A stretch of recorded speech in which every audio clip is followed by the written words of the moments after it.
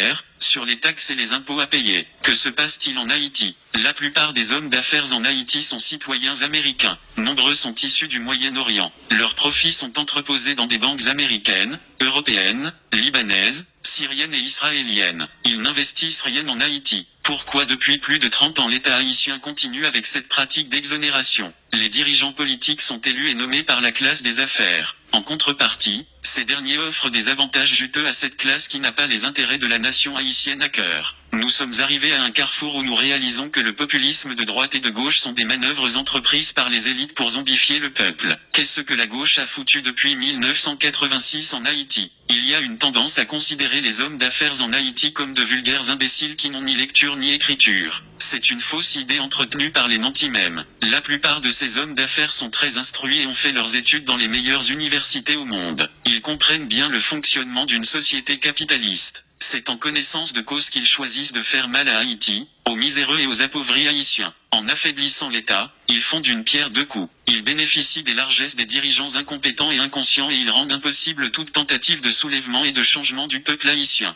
Ils encouragent de faux conflits dans le pays, ils arment des bandits un peu partout pour semer le trouble. Dans tout pays sérieux, quand l'État faillit à sa mission, ce sont les élites qui se réunissent pour restructurer l'État. En Haïti, ce sont les élites qui affaiblissent l'État même. Elles jouent sur la précarité et sur l'ego surdimensionné des gens pour établir un système de corruption qui fait leur jeu. Dans quel pays au monde est-ce qu'une bourgeoisie choisirait de fonctionner dans la crasse? Les hommes d'affaires sont en transit en Haïti. Ils font de l'argent dans le pays, mais leurs investissements sont ailleurs. Ils n'ont aucun intérêt comme des crises cardiaques, des AVC, ils meurent avec leur argent en poche. Le problème avec ces messieurs et dames c'est qu'ils n'éprouvent aucun sentiment nationaliste. Leur maladie est devenue contagieuse puisque la classe moyenne tend à émuler leur comportement suicidaire. Nombre d'Haïtiens ont des médecins privés à Miami, ils envoient leur progéniture à l'école aux États-Unis d'Amérique, en France et au Canada. Même les leaders politiques qui devraient donner le ton rentrent dans ce schéma. Le grand malaise dans tout ce drame est qu'il n'y a pas d'homme debout dans le pays capable de renverser la vapeur. Les intellectuels comme Yuri Latortue,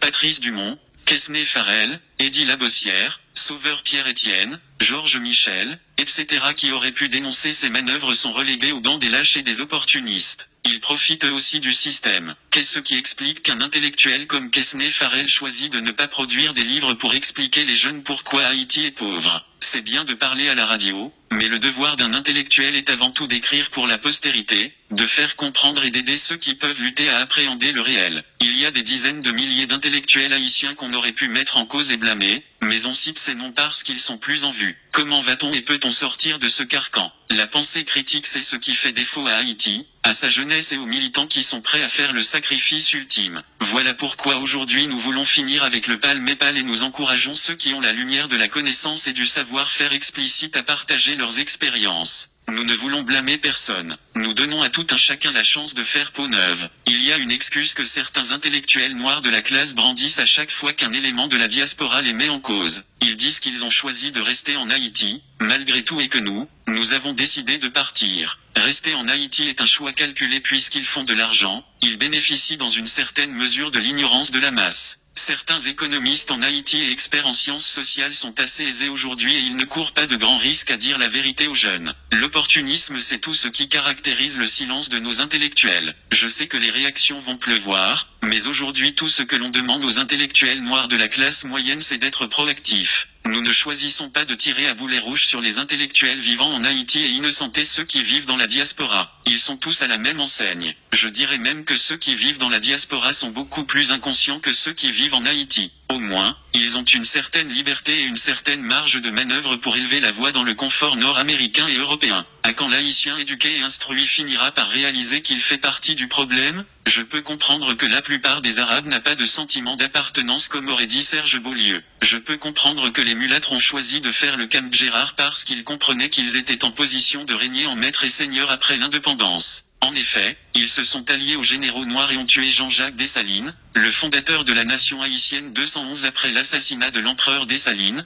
Que peut-on espérer? Nous ne cesserons de le répéter, l'ennemi numéro 1 de la République d'Haïti est l'ignorance, la violence, la peur, la médiocrité, l'égoïsme, la méchanceté, la haine et l'opportunisme. Aujourd'hui, les éléments de la classe des bossals sont aussi coupables que les arabes et les mulâtres qui constituent la classe des nantis. Nous devons avoir le courage de dire que nous sommes les Aignais. Nul besoin de pointeur X ou Y du doigt. Nous sommes tous coupables et responsables de la misère et de la paupérisation de plus de 9 millions d'Haïtiens. Qu'est-ce que nous allons faire pour dénouer ce nœud gordien? Je ne prétends pas avoir toutes les réponses, mais au moins j'agite les questions et je cherche à comprendre. Le président du Sénat Yuri Latortue gagnerait en estime s'il cherchait à savoir à combien s'élève le montant actuel des franchises douanières et des exemptions de taxes et d'impôts octroyées à la classe des nantis. Le secrétaire d'État aux Finances Ronald Décembre devrait bien avoir ces chiffres prêts à partager avec les parlementaires qui disent représenter le peuple. Les économistes et les analystes politiques doivent poser des questions. Nous faisons semblant de ne pas voir et de ne pas comprendre. Et pourtant nous sommes assez instruits pour comprendre. J'aimerais bien que des économistes comme Quesnay Farrell et Eddy Labossière nous parlent du manque à gagner de l'État haïtien et du peuple haïtien dans l'octroi de ses franchises douanières et des exemptions de taxes et d'impôts. La séance tenue au Sénat de la République la semaine dernière sur les juteux contrats d'électricité ont permis à plus d'un de comprendre à quel point les élites économiques plumant la poule Haïti et sont véreux. Octroyer des privilèges à ceux qui peuvent payer et qui n'investissent pas dans le pays est un scandale. Certains vont me dire que les hommes d'affaires ont des entreprises ça et là. Je leur dirai tout de go que le système d'oligopole et de monopole qu'ils établissent dans le pays par la peur et la violence décourage la compétition. Qu'ils partent et plus d'un verront comment les bien-pensants finiront par prendre les choses en main. Ceux qui sont lucides et qui voient clair doivent avoir le courage de dénoncer le mal que nous vivons en Haïti et de réfléchir sur le comment construire une société juste et plus équitable où règne la primauté des lois. L'État haïtien doit fermer le robinet des franchises douanières et des exemptions de taxes et d'impôts. Jovenel Moïse doit cesser de jouer au sourd et à l'imbécile pour enfin assumer ses responsabilités de chef d'État. Il doit se mettre au travail comme chef d'État. Il y a des hommes qui ont l'expertise nécessaire pour mener des enquêtes et aider l'État haïtien à appréhender le problème. Il suffit de crier à l'aide. Nous demandons aux jeunes haïtiens de consentir des efforts pour se former. Grâce à Dieu,